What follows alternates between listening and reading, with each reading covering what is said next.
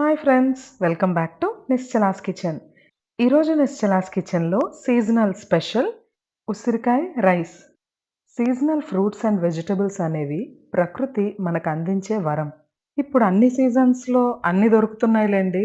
ఆ విషయాన్ని పక్కన పెడితే ఉసిరికాయలో ఉండే హెల్త్ బెనిఫిట్స్ అన్నీ ఇన్ని కాదు. ఎస్పెషల్లీ చలికాలంలో బాడీ పెయిన్స్‌తో ఇబ్బంది పడుతూ ఉంటారు కొంతమంది పెద్దవాళ్ళు. వింటర్‌లో వచ్చే హెల్త్ ఇష్యూస్ అన్నిట్ల నుంచి మనల్ని మనం ప్రొటెక్ట్ చేసుకోవాలంటే, ఏదో ఒక రూపంలో ఎవ్రీడే ఒక్క ఉసిరికాయ అయినా మనం తినేలా చూసుకోవాలి.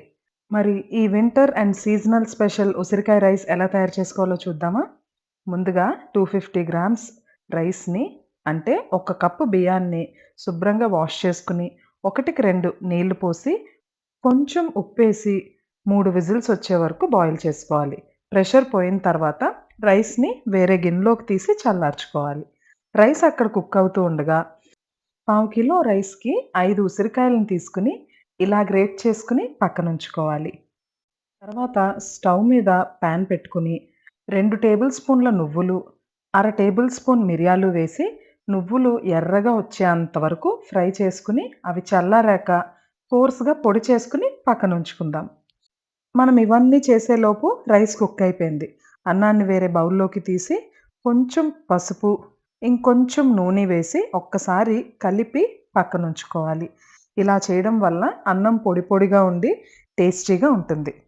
ఇప్పుడు మనం ఉసిరికాయ రైస్‌కి పోపు పెట్టుకుందాం. స్క్రీన్‌లో కనిపిస్తున్నట్టుగా ఆవాలు, మినపప్పు, పచ్చిశనగపప్పు ఒక్కొక్క టీ స్పూన్, వేరుశనగ పప్పులు 3 టీ స్పూన్లు.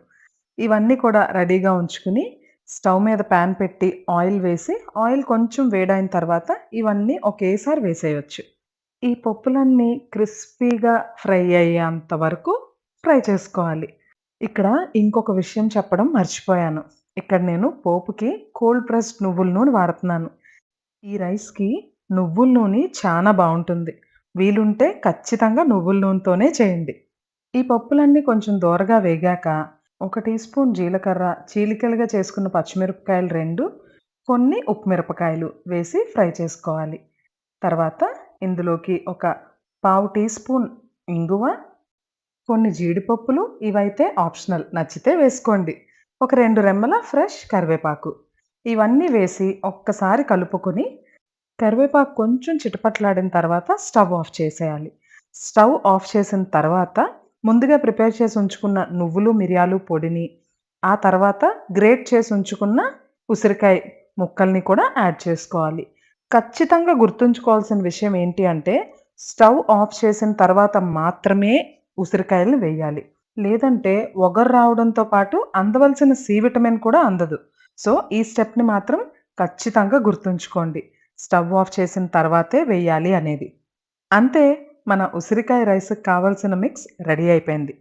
ఇప్పుడు ఇదంతా ఒకసారి బాగా కలుపుకున్న తర్వాత, ఆ పోపుని ఆరబెట్టి ఉంచుకున్న అన్నంలో కలిపి కొంచెం సేపు ఆగిన తర్వాత మాత్రమే తినాలి. లేదంటే ఒగరుగా ఉంటుంది.